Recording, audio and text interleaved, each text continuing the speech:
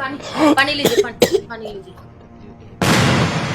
क्या कदर मचा रखा है, ना खुद सोते हो ना दूसरों को सोने देते हो। अरे जीना हराम कर रखा है, मरते भी नहीं हो तुम लोग। बहू वो बुखार ज्यादा हो गया तो इसी वजह से पूरा घर सड़ा रखा है। छी छी, कितनी गंदी बदबू आ रही है। अरे तुम्हारी जिंदगी जितनी कटनी थी तुम्हारी तो कट ली, अरे कम से कम दूसरों को तो जीने दो। तुम्हारी वजह से मैं और मेरे बच्चे भी बीमार हो चुके हैं। बहू डॉक्टर इलाज कर तो रहे हैं, लेकिन बीमारी ठीक होने में टाइम तो लगता है ना। अरे इनका तो ठीक होने का पता नहीं, मुझे लगता है जब तक हम ही बीमार हो जाएंगे। तुम्हारी ये बीमारी मेरे बर्दाश्त के बाहर हो चुकी है। अगर तुम्हारी वजह से मेरे बच्चों को कुछ हो गया ना, उनके जीवन में कोई संकट आया तो ध्यान रख लेना मैं तुम्हारा क्या हाल करूंगी। और एक बात बताऊं, तुम कल मरो ना, तुम आज मर जाओ, मुझे कोई फर्क नहीं पड़ता, लेकिन मेरे बच्चों को कुछ हो गया तो सोच लेना जीना आराम कर रखा है। और हाँ, तुम्हारी सांस लेने के बाद भी इस दरवाजे से बाहर आई ना तो तुम्हारा क्या हाल करूंगी तुम सपने में भी नहीं सोच सकते। दिमाग खराब कर दिया मेरा।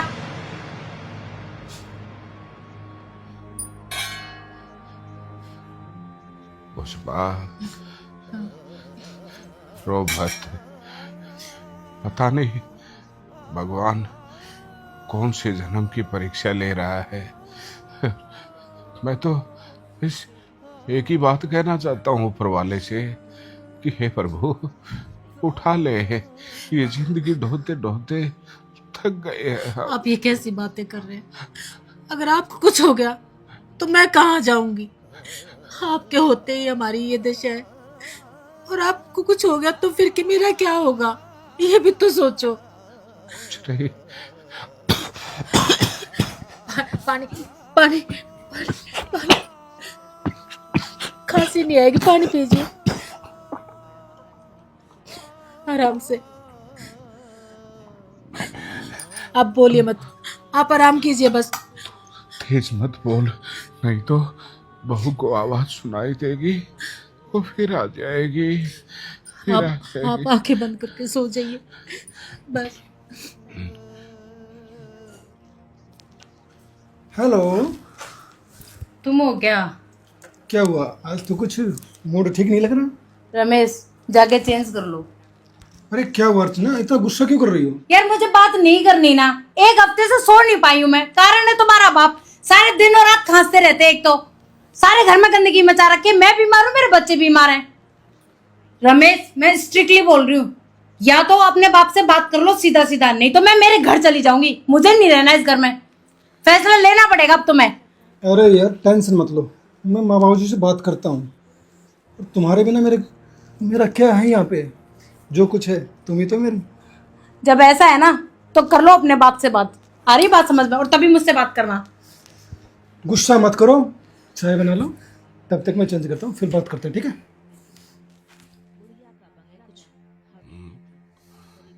पता नहीं ये बीमारी तो साथ ही जाएगी। बाबू जी ऐसे क्यों बोलते हैं? आपके लिए दूध है। हाँ हाँ बेटा। और बेटा तू ठीक है? मैं ठीक हूँ बाबू जी, आपकी तबीयत ठीक है? बस पता नहीं बेटा क्या होगा क्या नहीं। बाबू जी मुझे आपसे कुछ बात करनी थी। हाँ बेटा, मुझे भी तुमसे कुछ बात करनी है। आपको बात करनी है? हाँ हाँ बोलिए ना बाबूजी, क्या बात है? नहीं रमेश, पहले तुम बताओ तुम्हें क्या बात करनी है। नहीं माँ, पहले बाबूजी से पूछते हैं ये क्या कह रहे हैं। हाँ बोलो बाबूजी। रमेश बेटा, पता नहीं जिंदगी का ये सफर कब खत्म होगा। थोड़ी बहुत जिंदगी बची है तो सोच रहा हूँ अकेले में जिंदगी गुजार लो। बहू को काफ़ी परेशानियां हो रही हैं हम दोनों से, वो भी अपनी जगह ठीक है। अब बीमार शरीर है, रात को कई बार नींद नहीं आती, जिससे उनकी नींद खराब हो जाती है। तो मैंने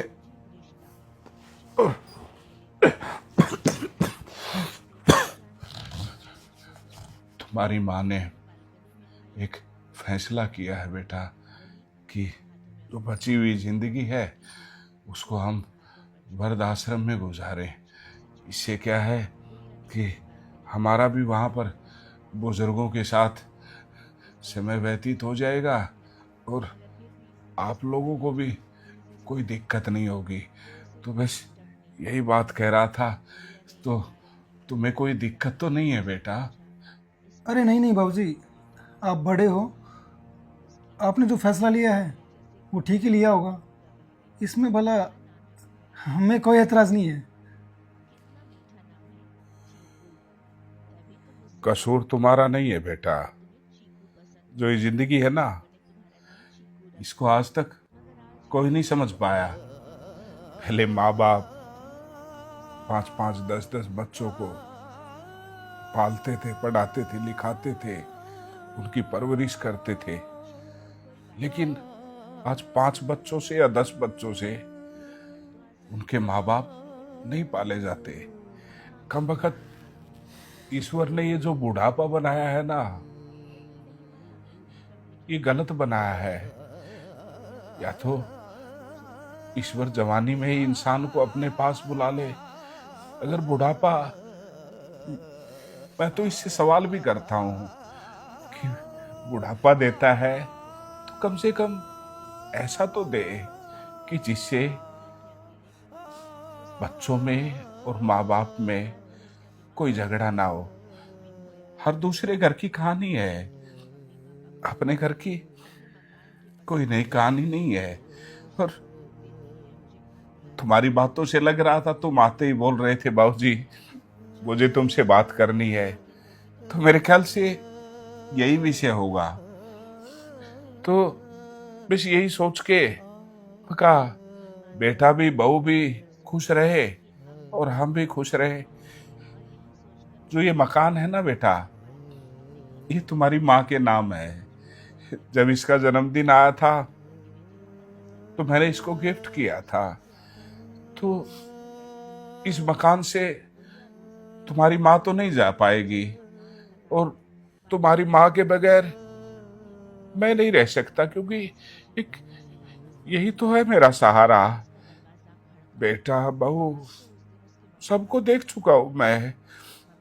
तो बस तो बेटा और बहू और बच्चे, तुम अपना रहने का कहीं और इंतजाम कर लो, क्योंकि बहुत से परिवार ऐसे हैं जिन पे घर में उनकी इज्जत नहीं होती। तो उन बुजुर्गों को, उन बहनों को, उन भाइयों को इसी घर में रखूंगा मैं। और इस घर को मैं एक वृद्धाश्रम का स्वरूप दूंगा। तो मैं ज्यादा ना तो लड़ने की अक्षमता रखता हूं और ना ही तुम लोगों को धमकाऊंगा इस विषय में, क्योंकि कसूर तुम्हारा नहीं है। बस ये सृष्टि का ही नियम चल रहा है।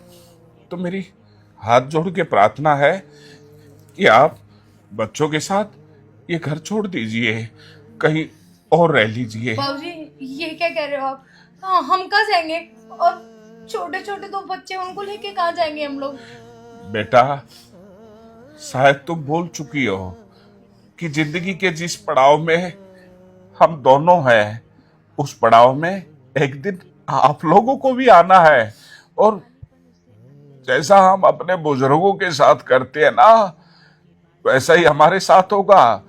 तुम्हारे भी बच्चे बड़े होंगे, उनकी शादियां करोगे, उनकी बहुएं आएंगी, और फिर तुम किसी कोने में खास रहे होगे तो वो आके ये बोलेगी खबरदार, इस घर से अगर सांस की भी आवाज आई तो वो सांस की आवाज हम आपको परेशान नहीं करेगी। आप चले जाइए यहाँ से। नहीं बाबूजी, ऐसे मत करो बाबूजी हमसे गलती होगी बाबूजी, हमें माफ कर दो। बेटा मैं तुम्हें माफ कर दूं, लेकिन मैं दोबारा वही दिन नहीं देखना चाहता जो दिन बहू हमें पिछले 2 महीने से दिखा रही है। कितना हमें तो तुम्हारी माँ को बोला था कि बेटे को कुछ मत बताना, हम चुप थे। लेकिन अब बात बर्दाश्त से बाहर हो गई थी बेटा, और अब मैं भी इस बात को और बर्दाश्त नहीं करूंगा। तुम यहाँ से चले जाओ। आप लोग मत करो ये ड्रामा। क्या दिखाना चाहते हो तुम? कि मैं तुझे माफ कर दूं तुम दोनों को? कल फिर एक सिलसिला शुरू हो जाए कि ये इसकी वजह से मेरे बच्चे बीमार हैं। हाथ जोड़ता हूँ, मेरा हाथ न उठ जाए। नहीं बाबूजी, निकल जाओ। पुष्पा, इनको मेरी नजरों से दूर कर दो। मैं यही सोचूंगा कि मुझे कोई औलाद नहीं है। आप इतना गुस्सा मत कीजिए, आपको कुछ हो गया तो मेरा क्या होगा? नहीं बाबूजी।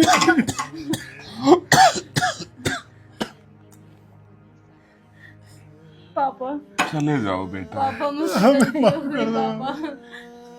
मैंने आपको हमेशा अपना ससुर समझा, पर मैं वादा करती हूँ आज के बाद मैं हमेशा आपको अपने पिता समान समझूंगी। पुष्पा, क्या इस बात की तू जिम्मेवारी ले रही है कि हमें ये ताने नहीं मिलेंगे? अगर बच्चे बोल रहे हैं हम माफ कर देते हैं। बाबूजी, आइंदा कोई शिकायत नहीं आएगी बाबूजी। आखिरी गलती मैं लेता हूँ गारंटी बाबूजी। हमारे पोता पोती भी तो है, उनका क्या हुआ? कम से कम उनके लिए इनको माफ कर दो। पुष्पा, तुझे पता है मैंने आज तक जिंदगी में तेरी बात को कभी नकारा नहीं है। हाँ मुझे पता है। तू कह रही है तो मैं ये मोहलत दे सकता हूँ, लेकिन खबरदार, अगर दोबारा ऊंची आवाज में हमसे बात की तो तुम हमारे लिए मर चुके हो और मैं तुम्हारे लिए मर चुका हूँ। ऐसा कभी भी नहीं होगा बाबूजी। पापा, कभी भी नहीं होगा। बाबूजी, हम पर नहीं तो कम से कम आप अपने पोता पोती में तो तरस खाइए।